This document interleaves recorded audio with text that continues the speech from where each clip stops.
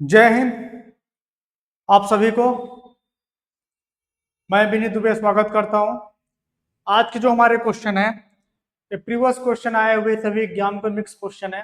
जो सारे एग्जाम में आए हुए क्वेश्चन है उनको बात करते हैं, जो सारे एग्जाम में आए हैं। किसी कोई रेलवे, कोई पुलिस, कोई एसआई, कोई दिल्ली पुलिस, कोई एसएससी, तो सारे क्वेश्चन को मिक्स करके करा रहे हैं। देखिए ऐसे ही क्वेश्चन एग्जाम हॉल में देखने को मिलते हैं, तो उम्मीद सबको यही है, सभी लोग अपने पढ़ाई को कंटिन्यू बेहतर तरीके से कर रहे होंगे।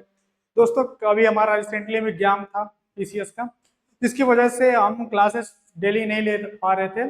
कोशिश अब यही रहेगी कि हम डेली क्लास ले पाए और आप लोगों तक क्लास पहुंच पाए। जब तक है तब तक बेहतरीन तरीके से क्लास करा जाए। चलिए, तो पहला क्वेश्चन क्या दिया है इसमें। पहला क्वेश्चन है, यदि किसी संख्या का 45% 135 है तो वह संख्या क्या है। यानी कहने का मतलब, यदि कोई संख्या उसका अगर 45% का मान बताया जाए तो कहा जाए कि 135 है, तो संख्या का मान बताइए क्या हो जाएगा। यानी कोई संख्या है, यदि उसका हम 45% निकालें, ध्यान समझिएगा, यदि उस संख्या का हम 45% मान निकालें तो संख्या का मान कितना आता है, तो संख्या का मान 135 आता है। तो यदि उसे हमें 100% का मान निकालना हो तो कितना होगा। मान लीजिए वो संख्या यक्स, मान लीजिए वो संख्या यक्स, यक्स का 45%, 45/100 कर दीजिए, और बराबर कितना है 135 को। तो 45 से कम 45 और 45 त्याग कितना होता है 135, और इधर जाएगा मल्टीप्लाई हो जाएगा, तो यक्स बराबर कितना आ गया 100 आ गया, सॉरी 300 आ गया। तो आपका आंसर कितना आ गया, यक्स बराबर 300। उम्मीद करते हैं कि आपको समझ में आ गया होगा। चलिए नेक्स्ट क्वेश्चन की ओर, चलिए बताइए नेक्स्ट क्वेश्चन क्या होगा ये वाला। चलिए, यदि कोई राशि चक्रवृद्धि ब्याज के रूप में, वार्षिक रूप में चक्रवृद्धि ब्याज होने वाले पर 4 वर्ष में 3 गुनी हो जाती है, तो समान ब्याज की राशि कितने समय में 81 गुनी हो जाएंगी। बताइए, बहुत बेहतरीन क्वेश्चन है। कोई धनराशि है, कह रहा है कि आपका समय कितना दिया है 4 वर्ष में वो 3 गुनी हो जाती है। अच्छा, रेट कैसा है, 4 वर्ष में 3 गुनी हो जाती है। अब ध्यान देने वाली बात इसमें यह है कि हमारा साधारण ब्याज है कि चक्रवृद्धि ब्याज, क्योंकि देखिए दोनों में बातें सेम रहेंगी, बस आपका क्या रहेगा, साधारण ब्याज का थोड़ा अलग रूल लग जाएगा, चक्रवृद्धि ब्याज का अलग रूल लग जाएगा। तो हमारा क्या है, चक्रवृद्धि ब्याज यानी कंपाउंड इंटरेस्ट। चलिए बताइए एक बार क्या हो जाएगा, सभी लोग ध्यान से देखिएगा। अब क्या दिया है, कह रहा है कि हमारा 4 वर्ष में, यानी 4 वर्ष तक अगर हम रखे तो हमारा कितना हो रहा है 3 गुना। तो कह रहा है, बताइए 81 गुना होने में कितना समय लगेगा। 81 को हम कितना लिख सकते हैं, 3 के पावर 4 लिख सकते हैं कि नहीं। 3 त्रिक 9, 3 27, 3 81। अब ऐसे कर दिए, 4 तिहाई 12, 3 गुणित 4 यानी कितना आ गया 12, यानी 12 वर्ष तक अगर हम पैसा रखेंगे तो हमारा कितना हो जाएगा, सॉरी 4 चौके 16, ऊपर वाले मल्टीप्लाई कराएंगे तो 16 हो जाएगा, तो 16 हो जाएगा। तो 16 वर्ष में कितना हो जाएगा, स्वयं का 81 गुना हो जाएगा। क्या करना है, हमें जो बाद वाला गुना दिया रहेगा हमें इस फॉर्म में लाना होगा। तो इस फॉर्म में अगर हम 81 को देखें तो 81 को हम लिख सकते हैं 3 के पावर 4। तो जो हमारा घात रहेगा और वर्ष वाले से पूरा करा देंगे तो वही हमारा आंसर हो जाता है। चलिए, 2 वर्षों में एक निश्चित राशि पर 180 रुपए साधारण ब्याज भुगतान किया गया, दर 8% है, तो राशि ज्ञात कीजिए। यानी 2 साल में 8% वार्षिक साधारण ब्याज की दर से 480 रुपए आपको ब्याज मिलता है। तो बताइए वो राशि कितनी हो जाएगी। बताइए सभी लोग फटाफट बताइए आंसर कितना हो जाएगा।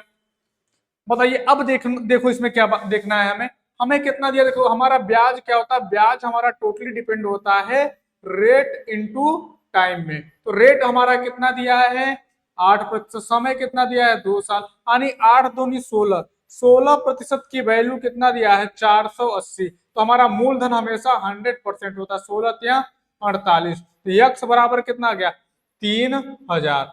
आई होप कि आपको समझ में आ गया होगा। ऑप्शन नंबर क्या हो जाएगा, ऑप्शन नंबर डी हो जाएगा। बताइए किसी कोई दिक्कत, जहां आपको न समझ में आ रहा तो आराम से पूछ लीजिए। बताइए, बढ़िया तरीके से प्रैक्टिस करिए, यही एग्जाम में आएगा देखने को।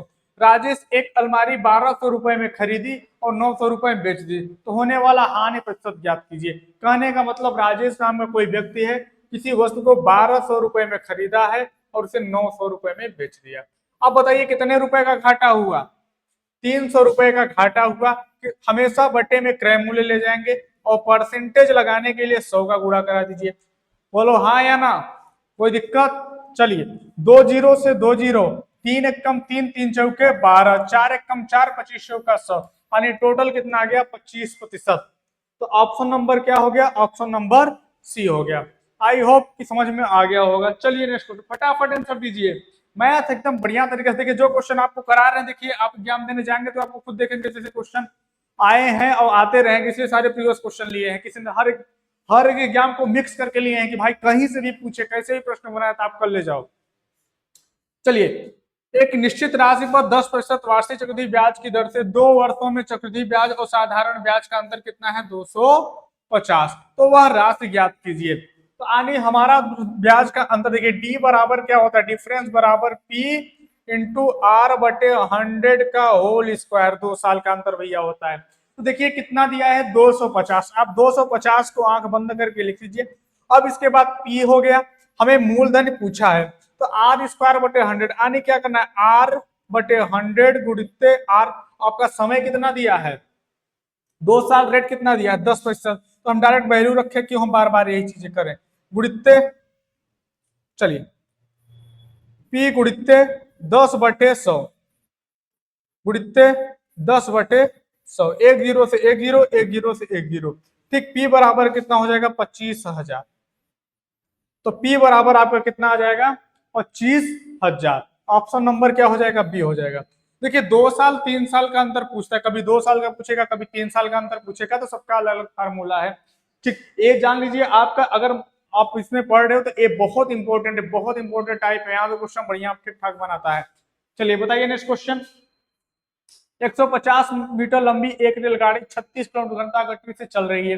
रेलगाड़ी की दिशा 9 किलोमीटर प्रति घंटा साइकिल से चल रहे व्यक्ति को पार करने में कितना लिया गया समय ज्ञात कीजिए। अब देखिए 150 मीटर की एक लंबी रेलगाड़ी है, 36 किलोमीटर घंटे गति से आ रही रेलगाड़ी की दिशा में। देखिए दिशाएं दोनों की क्या है? समान है, यानी दोनों का दिशा क्या है? इक्वल है। अब जब दिशा इक्वल होता है तो हम क्या करते हैं? दोनों की चाल को क्या करते हैं बताइए? दोनों की चाल को घटा देते हैं। ठीक, यानी हमें एक, देखिए अगर किसी साइकिल को पार कर रहा है, साइकिल वाले व्यक्ति को पार कर रहा है, तो उसकी लंबाई को हम नगण्य मान लेंगे। हमारी जो लंबाई रहेगी ट्रेन की लंबाई रहेगी। दोनों को घटाइए, 36 में से 9 घटाएंगे तो कितना आएगा? 27। अब ये देखिए क्या, किलोमीटर प्रति घंटा, इसे मीटर प्रति सेकंड में बदल दीजिए और मान लीजिए यक्स। अब देखिए कितने समय में पार कर रहा है, तो काटिए इसे, 9 दूनी के 18, 9 त्रिक 27, 5 तिहाई 15, 15 से 15 कैंसिल, और कुछ, और 10 दुना के 20, यानी आपका कितना आ गया? 20 सेकेंड। आपका आंसर कितना आ गया? 20 सेकेंड। चलिए देखिए इसमें ध्यान देना होगा कि हमारा जब दिशा समान होता है तो हम क्या करते हैं? दोनों की चालों को घटा देते हैं, जब दिशा विपरीत होता है तो चालों को जोड़ देते हैं। चलिए बताइए, दो व्यक्ति दो व्यक्तियों ने अपनी आय का मासिक आय 4:5 के अनुपात में है। यदि उनके व्यय 7:9 के अनुपात में है, यदि प्रत्येक ने 50 रुपए प्रति माह बचत करते हैं तो उनकी मासिक आय कितनी है? चलिए बताइए, दो व्यक्ति हैं जिनकी आय का अनुपात 4:5, यानी आय कितना दिया है? 4:5। अब देखिए व्यक्ति का खर्च कितना किए हैं? 7:9, और दोनों बचा कितना रहे? प्रत्येक 50-50 रुपए बचा रहे। बचा लीजिए, 9 चौके 36, 7 पना 35। अब दोनों का अंतर लीजिए, 9 में से 7 गया तो अब यहाँ कितना है? 50 लीजिए। अब यक्स बराबर कितना आ जाएगा? 100 आ जाएगा। अगर आपसे पूछेगा दोनों का तो ये कितना हो जाएगा? 400, और इसका पूछेगा तो 500। तो ऑप्शन नंबर कौन सा हो जाएगा? 400 500, ऑप्शन नंबर डी हो जाएगा। चलिए आई होप कि आपको समझ में आ गया होगा। एक महिला व्यय और बचत का अनुपात 5:1 में है। यदि उसकी आय और व्यय को क्रमशः 10% और 20% बढ़ा दिया जाए तो उसके बचत में प्रतिशत परिवर्तन ज्ञात कीजिए। अब ध्यान दीजिएगा, एक महिला अपने आय और व्यय और बचत, तो यानी आय बराबर क्या होता है? इनकम बराबर क्या होता है? एक्सपेंडिचर प्लस आपका क्या है? इनकम। देखिए आय बराबर क्या हुआ? बचत, इसी में व्यय भी करेंगे, खर्च करेंगे, व्यय प्लस बचत। यही होगा। अब देखिए आय बराबर व्यय प्लस बचत, कह रहा है कि एक व्यक्ति के व्यय और बचत 5:1 यानी 5 रुपए खर्च करके 1 रुपए बचाया, यानी टोटल कमाया कितना भैया, 6 रुपए कमाया। हाँ या ना भाई, आप 5 रुपए कम खर्च करके 1 रुपए बचा लिए तो टोटल कमाया कितना, 6 रुपए। अब क्या कर रहा है, यदि वह अपनी आय में क्रमशः 10%, आय को बढ़ा दो भैया 10%, बराबर व्यय को कितना बढ़ा रहा है, 20% बढ़ा दो 20%। बचत में क्या फर्क पड़ेगा, यही पता करना है। चलिए तो 10 छक्का 60 बराबर 20 पंचे 100 बराबर प्लस यक्स, इधर आएगा तो कितना हो जाएगा, तो यक्स बराबर 40, यानी 40% की क्या होगी, कमी होगी। अगर माइनस में आए तो कमी और प्लस में आए तो वृद्धि, तो कितना हो जाएगा ऑप्शन नंबर। चलिए यक्स वाई मिलकर किसी कार्य को 30 दिन में करते हैं, जेड अकेला उसी कार्य को 60 दिन में कर सकता है। यदि वे एक साथ काम करते हैं तो काम कितने दिनों में पूरा हो जाएगा। यदि टाइम एंड वर्क का आप कोई टाइप पढ़ के जाइए या ना जाइए, एक टाइप जरूर पढ़ के जाइए। बारी बारी वाले क्वेश्चन बहुत ज्यादा एग्जाम में आता है, बारी बारी वाले क्वेश्चन बहुत ज्यादा एग्जाम में आता है, तो इसको बेहतरीन तरीके से पढ़ के जाइए, क्योंकि यहाँ पे क्वेश्चन देखने को मिलता है। कह यदि यक्स और वाई, अगर हम यक्स प्लस वाई से काम कराएं तो कार्य हमारा 30 दिन में हो रहा है भैया। अगर हमारा जेड से काम कराया जाए तो जेड से हमारा काम कितने दिन में हो रहा है, 60 दिन में। दोनों का एलसीएम लिया जाए तो 60 हो जाएगा, और इनका देखा जाए तो एक्स प्लस वाई मिलकर 2 काम कर रहे हैं और जेड 1 काम कर रहा है। अब इसमें ये नहीं कन्फर्म कर सकते हम कि यक्स कितना कर रहा है, वाई कितना काम कर रहा है। अगर आपसे पूछ लेता कि बताइए यक्स कितने दिन में काम को पूरा करेगा, तो आप बिल्कुल इसमें कंफर्म नहीं कर सकते हैं। अगर आपसे अगर ये पूछ लेगा कि वाई कितने दिन में काम करेगा, तो बिल्कुल कंफर्म नहीं कर सकते हैं। लेकिन कहा कि दोनों अगर मिलेंगे, अगर तीनों मिल जाएंगे तो टोटल काम 3 होगा, और 60 काम डेली हो रहा है। अगर 60 काम टोटल है, यदि 3 काम डेली हो रहा है तो टोटल दिन कितने लगेगा, 20 दिन। आई होप कि आपको समझ में आ गया होगा। चलिए ए एक काम को 6 दिन में पूरा कर सकता है, बी उस काम को 12 दिन में पूरा कर सकता है। अगर वे दोनों एक साथ काम करते हैं तो इस काम को कितने दिन में पूरा कर पाएंगे। कह रहे हैं कि ए किसी कार्य को 6 दिन में करते हैं, अगर ए का काम कराना है तो ए 6 दिन में काम करेगा, यदि बी से काम कराना है तो बी 12 दिन में काम करेगा। दोनों का एलसीएम लिया जाए, ठीक, तो एलसीएम लेंगे तो हमारा कितना आएगा, 12। हमेशा एलसीएम आपका टोटल वर्क होता है, एक चीजें ध्यान देना है। तो 6 1 कम 6, 6 दूनी के 12 और 12 1 कम 12, यानी टोटल मिला के 3 काम होगा और 12 काम है, तो कितना दिन में समाप्त हो जाएगा, 4 दिन में। ऑप्शन नंबर क्या हो जाएगा, डी हो जाएगा। चलिए एक व्यक्ति अपनी मासिक आय का 75% खर्च करता है, यदि उसकी आय में 50% और व्यय में 80% की वृद्धि होती है तो उसका मासिक बचत में कितनी प्रतिशत की कमी होगी। अब ध्यान ये देना है। अब देखिए टोटल व्यक्ति, देखिए एक तरफ लिखिए आय, आय बराबर व्यय प्लस बचत। अब ध्यान दीजिएगा, देखिए आय कह रहा है एक व्यक्ति अपनी मासिक आय का 75% खर्च करता है। 75% का मतलब दोस्तों कितना होता है, 75/100 बराबर 3/4, यानी 4 रुपए कमा के 3 रुपए खर्च कर दिया तो बचाया कितना, 1 रुपए। यदि वह अपनी आय में 50%, आय में 50% बढ़ा रहा है, ध्यान दीजिएगा, और क्या कर रहा है, व्यय में कितना बढ़ा, 80%, 80% व्यय में बढ़ा दिया, तो उसके बचत में क्या फर्क पड़ेगा हमें नहीं पता। चलिए 50 चौका कितना हुआ, 200 रुपए हुआ। 50 चौका 200, 8 त्रिक 24, यानी 240 प्लस एक्स। इधर जाएगा माइनस में हो जाएगा, तो एक्स बराबर कितना गया, -40। जब आपका माइनस में आए तो हमेशा कमी मानिएगा, अगर प्लस में आए तो वृद्धि आएगा, यानी कितना हो जाएगा, 40% की कमी हो जाएगा। चलिए बताइए इसका आंसर क्या हो जाएगा। एक संख्या के मान में 5% की वृद्धि और एक संख्या के मान में 15% की कमी होने के बीच का अंतर कितना है, 9 है। यानी किसी संख्या के मान में 5% की वृद्धि, 5% का वृद्धि मतलब 105, हाँ या ना। यदि एक संख्या के मान में 5% की वृद्धि और एक संख्या के 15% की कमी, 15% की कमी मतलब कितना हुआ, 85। दोनों का अगर अंतर देखा जाए तो हमारा 20% होगा।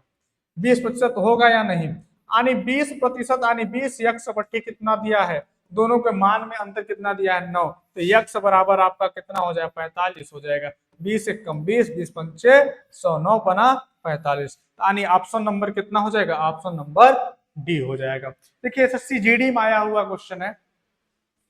चलिए नेक्स्ट क्वेश्चन बताइए।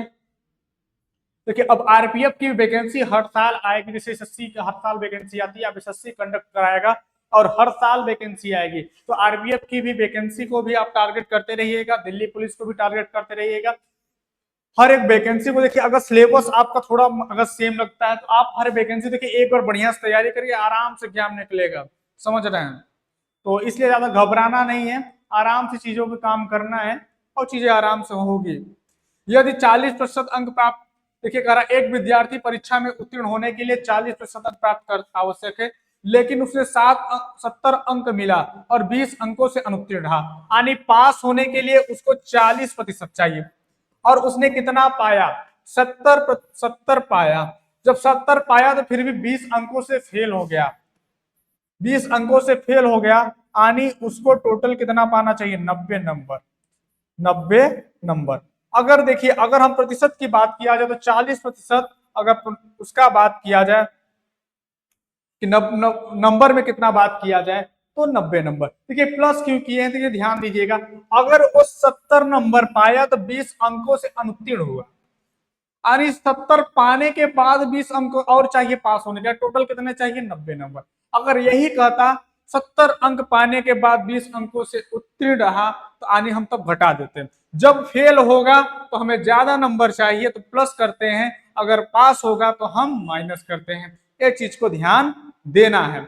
अब देखिए ध्यान दीजिएगा, अब कितना आ गया, तो इसमें अगर देखा जाए तो 45 हो जाएगा और 45 का अगर गुणा करा दिया तो कितना हो जाएगा 225, तो ऑप्शन नंबर डी हो जाएगा। चलिए गीता ने 30% अंक प्राप्त किए और 50 अंकों से उत्तीर्ण हो गई, जबकि 45% अंक प्राप्त करने वाला संदीप परीक्षा में उत्तीर्ण करने के लिए आवश्यक न्यूनतम अंकों से 25 अंक ज्यादा मिले, तो 64% प्राप्त करने वाला विमल कितना अंक मिले।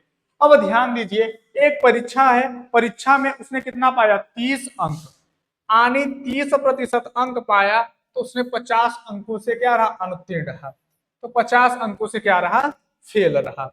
अब ध्यान दीजिएगा, अगर कोई 30% अंक प्राप्त करता है तो 50 अंकों से फेल हुआ, कह रहा है जबकि वह 45% अंक प्राप्त करता है और जबकि 45% अंक प्राप्त करने वाला संदीप कितने अंकों से पास हो रहा है, संदीप उत्तीर्ण करने वाले आवश्यक न्यूनतम अंक से 25 अंक ज्यादा, यहां कहा है ना देखो 25 अंक ज्यादा, यानी अगर 45 पाया तो 25 अंक ज्यादा, यानी 25 अंकों से फेल रहा, यानी पास रहा है। अब देखिए ए कितना पाया, देखिए अगर देखा जाए तो इन दोनों के बीच में कितने नंबर का डिफरेंस है, यानी एक 50 नंबर पाएगा तो पास होगा और 25 नंबर पाएगा तब इसके बराबर पहुंचेगा। टोटल मिला के देखिए जब दोनों ए असमान हो तो प्लस कर दिया करिए, जो समान दिखे तो जैसे पास पास रहे तो माइनस, फेल फेल रहे तो माइनस, एक फेल एक पास तो प्लस कर दीजिए। अब देखिए ध्यान से यहां करेंगे कितना हो जाएगा 15%, 15% का वैल्यू कितना 75, तो 100% का वैल्यू कितना हो जाएगा 500। लेकिन हमसे क्या पूछा कि 64% अंक प्राप्त करना हो, 64% अगर अंक प्राप्त करना हो तो कितना हो जाएगा, तो 64 पंचे कितना हो जाएगा 320, ऑप्शन नंबर बी हो जाएगा। चलिए यक्स और वाई एक काम को 8 दिन में पूरा कर सकते हैं, वाई अकेला उसी कार्य को यक्स दिन में पूरा कर सकते हैं। कहा यक्स और वाई किसी कार्य को 8 दिन में कर सकते हैं, यदि अकेले यक्स उसी काम को 40 दिन में पूरा कर सकता है तो वाई अकेला इस कार्य को कितने दिन में करेगा। आने कहने का मतलब अगर हम यक्स प्लस वाई से काम कराएं तो कार्य हमारा 8 दिन में कंप्लीट हो जा रहा है, यदि हम वही काम यक्स से कराएं तो कार्य हमारा कितने दिन में कंप्लीट हो रहा है 40 दिन में कंप्लीट हो रहा है। तो बताइए अगर हमें वाई से काम कराएं तो कितना हो जाएगा 40 भागे 8 45 से कम, आने कहने का मतलब y एक दिन में कितना काम करेगा 4 काम करेगा।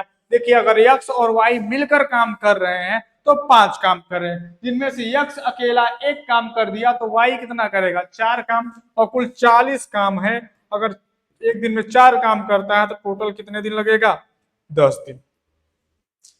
चलिए बताइए, एक व्यक्ति अपने वेतन को 50% की कमी कमी कमी की गई, यह बाद में 50% वृद्धि की गई और फिर 100% की वृद्धि हुई, तो उसके कितने प्रतिशत का लाभ या हानि हुआ। देखा जाए, देखो मान लो उसका मूल वैल्यू कितना 100, यानी उसका मूल कीमत कितना है 100, पहले इसमें 50% की कमी कर दो तो कितना हो जाएगा 50/100, फिर 50% की वृद्धि कर दो तो यानी 150/100, फिर इसके बाद क्या कहा है 100% की वृद्धि, 100% की वृद्धि करेंगे तो 200/100 करेंगे। अब देखिए, 2 जीरो से 2 जीरो, 1 जीरो से 1 जीरो, 1 जीरो से 1 जीरो, 100 से 100। अब देखा जाए तो 15 पचे 75 दुना के 150, यानी 150 आया ना, और उसकी मूल वैल्यू आपने कितना माना था 100, यानी मूल वैल्यू था 100 और आया कितना 150, कितना ज्यादा आया 50% ज्यादा आया, तो 50% का क्या होगा लाभ होगा, ना कि हां। चलिए, अब कह रहा है किसी खिलौने को 13% हानि और 11% लाभ के विक्रय मूल्य का अंतर 108 है, यानी 13% हानि और 11% लाभ का दोनों का अंतर देखा जाए तो 24 हो जाएगा। 24% बराबर कितना है 108, तो 12 एक कम 12, 12 दूना के 24 और 12 नौया 108। अगर 2 एक कम 2, अगर प्रतिशत हटाएंगे तो 100 होगा, यानी से काटेंगे तो 50 आएगा, और 50 का 9 में मल्टीप्लाई कराएंगे कितना आएगा 450। लेकिन क्या कहा है, खिलौने का लाभ प्राप्त करना हो 12% के लाभ पे, यानी उसका क्रय मूल्य कितना है 450। अब 12% का लाभ लेके अगर बेचना हो तो कितने में होगा, 2 छक्का 12, 2 पंचे 10, 5 एक कम 5, 5 9 45, 9 छक 54, यानी 450 रुपए में से 54 और जोड़ दीजिए तो आपका कितना हो जाएगा 504 रुपए। चलिए, तो आई होप कि आपको चीजें समझ में आ गई होंगी, जितने भी क्वेश्चन थे आपको बेहतरीन तरीके से कर लिए होंगे। ऐसे ही आपको अपने स्पीड को बनाए रखिएगा। उम्मीद यही रहेगी कि जितने भी क्वेश्चन है आपको जहां अगर ना समझ में आए तो हमसे पूछ लिया करिए, कमेंट बॉक्स में लिख दीजिए, हम उसका आपका डाउट क्लियर करा के ही आगे बढ़ेंगे। तो दोस्तों, अब कोशिश यही रहेगी क्लास को कंटिन्यू किया जाए। तो आज की क्लास हम यहीं तक रखते हैं, जल्द ही मिलेंगे नेक्स्ट क्लास में। जय हिंद।